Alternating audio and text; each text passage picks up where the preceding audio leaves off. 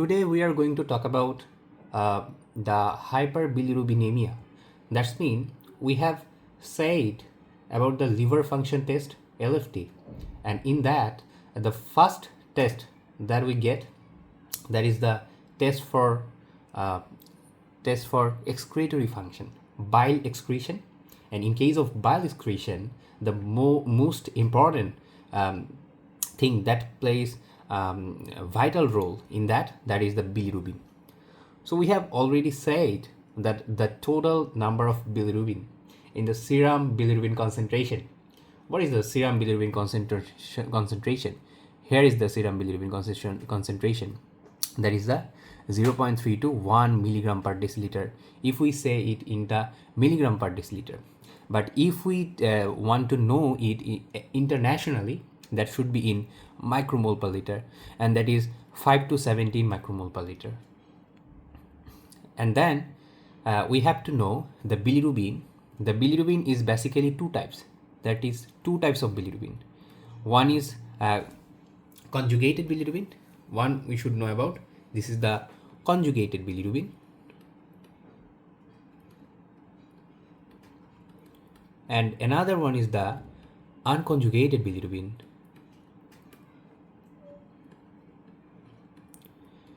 The most important thing in the blood, if we say in the blood, the bilirubin is basically unconjugated. Why it is unconjugated? Because it binds in the blood the plasma albumin. It binds with the plasma albumin. So here we go. The bilirubin, the conjugated bilirubin. So the conjugated bilirubin is called basically direct bilirubin. It is direct bilirubin. Why it is called direct bilirubin? Because it has 2 points. The first one is the in aqueous solution. Look, the aqueous solution, it is water soluble.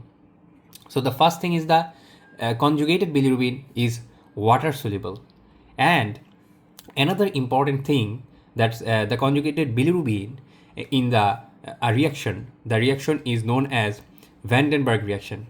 In the Vandenberg reaction, this conjugated bilirubin reacts rapidly, very much rapidly reacts within 1 minute with the reagent. There is a reagent that is called diazotized sulfonilic acid. That is called diazotized sulfonilic acid.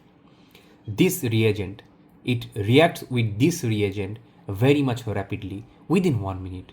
So this is direct reacting. This is the direct reacting or immediate reacting. As it is known as direct reacting, so this is called direct bilirubin. And another one that we are talking about, that is the indirect bilirubin, or the unconjugated bilirubin is known as indirect bilirubin. Why it is indirect bilirubin? Because it is not soluble in water. It is lipid soluble basically. In plasma, it bound to the, we have already said, that is in the albumin. It binds with the albumin, and it is obtained by subtracting the direct reacting bilirubin from the total bilirubin. So here we go. That is the direct bilirubin or the conjugated bilirubin. What is the amount of the direct bilirubin or conjugated bilirubin? The whole bilirubin, that is 1 gram, or the 17 micromole total. It's 0.25 milligram percentage, or that's mean 0.25 milligram per deciliter, or in international unit, this is the amount of direct or conjugated bilirubin, that is 6 micromole per liter. And another thing that we are going to talk about, that is the indirect bilirubin or unconjugated bilirubin. Its amount is like 0.75 milligram per percentage or milligram per deciliter, or in internationally it is 11 micromole per liter. Then we will talk about the difference between the conjugated and unconjugated. We have said already a few points. That is, the first point is the presence or absence in the healthy person. What is the titer? So in case of healthy person, if we say in the healthy person, we already know that the every human being has only unconjugated bilirubin in the bloodstream, because it binds with the albumin. So present the unconjugated bilirubin, it only present in the blood in healthy person. In healthy person, conjugated bilirubin must be absent in the blood. This is the most important, in the blood, not in the stool or urine, because conjugated bilirubin basically present in the stool or urine, but not in the blood. So in blood, basically in case of healthy person, the conjugated bilirubin must be absent. And then we will talk about the solubility. What about the solubility? The unconjugated bilirubin, it is water insoluble. It cannot soluble in the water. But conjugated bilirubin is soluble in the water. So, and second thing is the passes in the urine. As it is water insoluble, so it cannot pass in the urine. Again, we will talk about one thing. Presence of unconjugated bilirubin, not bilirubin, presence of unconjugated bilirubin in the urine, that it cannot pass in the urine. But in case of conjugated bilirubin, the passes in the urine, it can pass in the urine, because bilirubinemia, it can occur. So there is a two term that cannot pass in the urine. This term is known as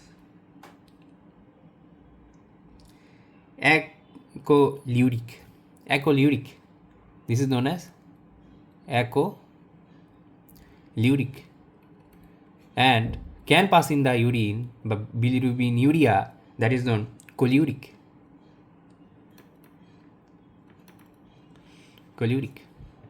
Okay, now we'll talk about the fourth point, that is the CNS damage. As it is unconjugated bilirubin is lipid soluble, thus it can damage the CNS, particularly in the brain of the infant. We'll talk about it later. In the infant, where is physiological jaundice occur that produce toxic injury, and this is known as carnicterus. And the CNS damage in case of conjugated bilirubin, that's relatively lipid insoluble, that causes no damage to the CNS. And if we talk about the binding, we already know that unconjugated bilirubin basically tightly bound with the plasma protein, and the conjugated bilirubin, it is basically weakly associated with the albumin. Vandenberg reaction, we have already said, the unconjugated bilirubin, it is basically indirect positive. That's been indirect reacting, but the conjugated bilirubin or the direct bilirubin, that's already direct or immediate positive. And increasing, the most important thing is the example. What is the example? The unconjugated bilirubin, this rise in case of hemolytic jaundice. Do you know why? In case of hemolytic jaundice, that's mean hemolytic jaundice, that's mean the breakdown of RBC, lots of breakdown of RBC. So that's mean the hemolytic jaundice, in case of hemolytic jaundice, unconjugated bilirubin will be rise. But in case of in which cases the conjugated bilirubin will rise, that is the hepatocellular and the obstructive jaundice. So in case of hepatocellular and obstructive jaundice, the conjugated bilirubin will be rise. Then the most clinical cause, that is the unconjugated hyperbilirubinemia. What is unconjugated hyperbilirubinemia?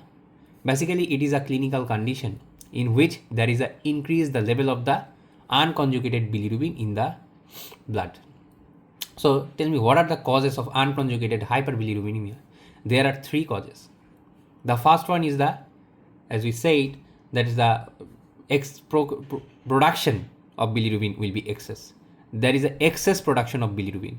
So in which disease? That is the hemolytic anemia, because more the breakdown of RBC, more excess production of hemoglobin. And in Gilbert syndrome, what is Gilbert syndrome?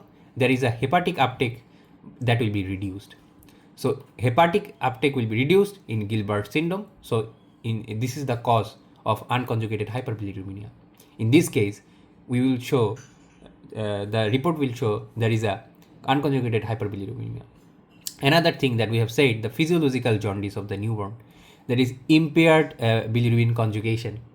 So that we have said, the fraction of unconjugated bilirubin, very small amount, may remain unbound and diffuse to the tissue, particularly in the brain of the infants, and produce toxic injury. That is the kernicterus.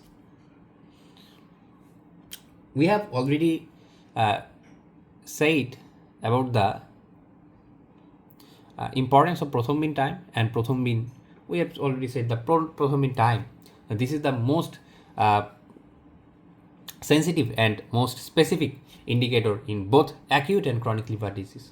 So what is prothrombin time? Basically, prothrombin time is a coagulation screening test. It is a coagulation screening test that measures how long it takes blood to clot. So we know there is a coagulation process in case of our blood. There is a clotting factors and the platelets will be there. So blood need to clot. So basically the normal physiology, how long it takes blood to clot, this measures the coagulation screening test is known as particularly prothrombin time. And this prothrombin time basically also known as, it is known as INR internationally. This is what is the full form of INR? International normalized ratio. Here it is, international normalized ratio, which stands for a way of standardizing the result of prothrombin time in test. So tell me, in which cases prothrombin time will be raised? The first one we have to talk about, as it is depend on the coagulation screening test. So the first thing that you know, that is the deficiency of clotting factor. Which clotting factor? Particularly 1, then 2, 5, 8 and 10. And then we'll talk about some liver disease, both acute and chronic liver disease, and then DIC. What is DIC? Disseminated intravascular coagulation. Then vitamin K deficiency, and then there is a therapy for coagulation therapy, there is a warfarin therapy. So there is a 5 causes where prothrombin time will be raised. That is the deficiency of factor, clotting factor, 1 to 5, 7, 10, liver disease, any kind of liver disease, disseminated intravascular coagulation, vitamin K deficiency, warfarin therapy. So this is called international normalized ratio. So another question that we will talk about, that is the prothrombin time is more specific than the protein estimation, because prothrombin only produced by the liver, but here whereas other plasma proteins like immunoglobulins can be produced outside the liver like plasma cell. So total protein concentration in the blood does not directly reflect the status of liver function. That's why prothrombin time is more specific than the total protein estimation.